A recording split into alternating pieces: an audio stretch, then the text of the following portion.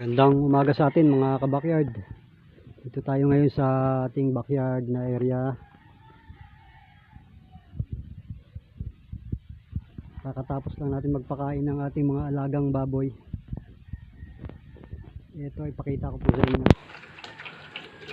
Bagamat maputik ngayon dito sa area dahil gawa ng araw-araw ay panay ang ulan. Ito sila. Ito malapit na po mga anak ito. Mga ilang araw na lang to. Kabuwanan niya na po. Ito. Medyo malaki na rin yung kanyang ari. Siguro mga ilang araw na lang mga anak na to. Ito naman pong isang buntis. Second week po ng November ito.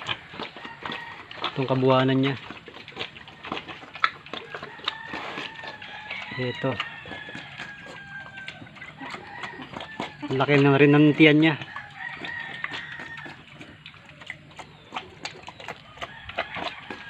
Ito yung ating barako. Ito naman yung isa dumalaga. 5 months na rin to.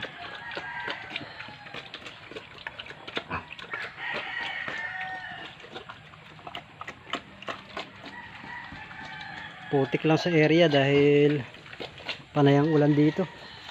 Hindi pa maasikaso ng maayos dahil ang hirap kumilos dahil maputik. Pero pagka tuloy-tuloy na po yung araw mga kabakyard, ayusin natin tong area.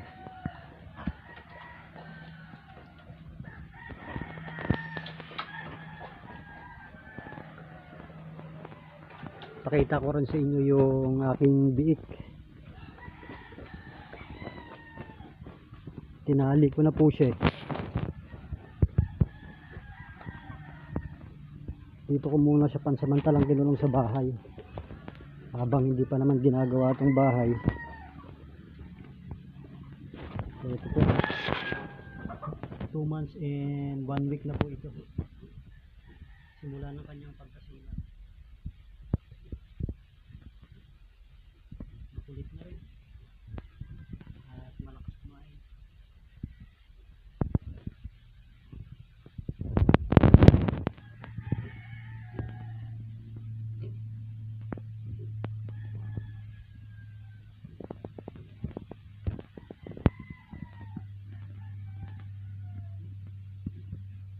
Maamo na rin siya.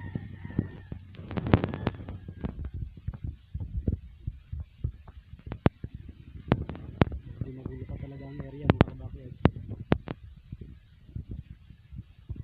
Pero okay naman kahit pa paano dahil meron tayong supply ng tubig dito. Kaya pag maglilinis dito